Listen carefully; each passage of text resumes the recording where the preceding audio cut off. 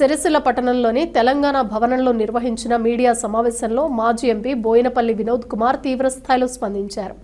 తెలంగాణ రాష్ట్ర ఏర్పాటు కోసం జరిగిన ఉద్యమంలో పాత్ర లేని వారు ఈరోజు రాష్ట్రాలను పరిపాలిస్తున్నారని మండిపడ్డారు.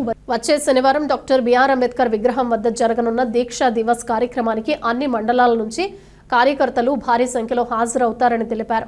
ఉద్యమ స్ఫూర్తిని మరలా ప్రజల్లో నింపేందుకు ఈ కార్యక్రమం నిర్వహిస్తున్నామని చెప్పారు. రాష్ట్ర ఉద్యమ చరిత్రను, కేసీఆర్ పోరాటాన్ని ప్రజలకు గుర్తు చేసే బాధ్యత రాజకీయ నాయకులదేనని వినోద్ కుమార్ పేర్కొన్నారు. సూర్యచంద్రులు ఉన్నంత వరకు తెలంగాణ రాష్ట్రం నిలిచి ఉంటుందని, తెలంగాణ ఉన్నంతకాలం బీఆర్ఎస్ పార్టీ కొనసాగుతుందని మాజీ ఎంపీ ప్రకటించారు. ముఖ్యమైన ఘట్టం తెలంగాణ రాష్ట్ర ఏర్పాటు ప్రక్రియలో ఎన్నో ఘట్టాలు ఉన్నాయి. దాంట్లో ఇది అతి ముఖ్యమైనటువంటి నిర్ణయము. కేసీఆర్ గారు తీసుకున్న నిర్ణయం ఆమర నిరాహార దీక్ష నిర్ణయం.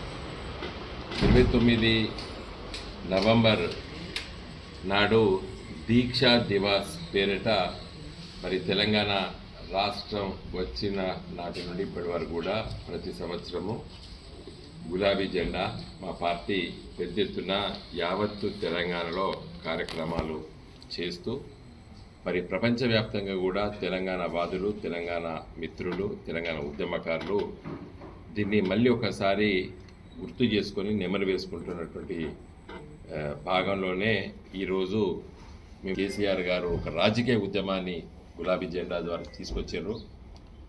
ఆ రోజే 2001 ఏప్రిల్ 27వ తారీఖున చెప్పారు, తెలంగాణ వచ్చేంత వరకు తెలంగాణ ఉద్యమాన్ని నేను కాని కింద పెడితే రాళ్లతో కొట్టి సంపునని చెప్పాడు. అలాంటి నాయకుడు కేసీఆర్ గారు. తెలంగాణ తీసుకొస్తామని చెప్పినాం, తెలంగాణ తెచ్చి చూపించినాం. మేమే ఆ రోజు తెలంగాణ వచ్చేదాకా వదిలిపెట్టామని చెప్పినాం, వదిలిపెట్టలేదు. తెలంగాణ తెచ్చినాం, తెలంగాణ తెచ్చి చూపించినాం, తెలంగాణ 10 సంవత్సరాలు అభివృద్ధి చేసి చూపించినాం. కాబట్టి మరి దీక్షా దివాస్ లోపల ఇవన్నీ కూడా మేము మాట్లాడతాం. ప్రజలకి చెప్పవలసిన బాధ్యత మా పైన ఉన్నది. నిరంతర ప్రక్రియ ఇది. తెలంగాణ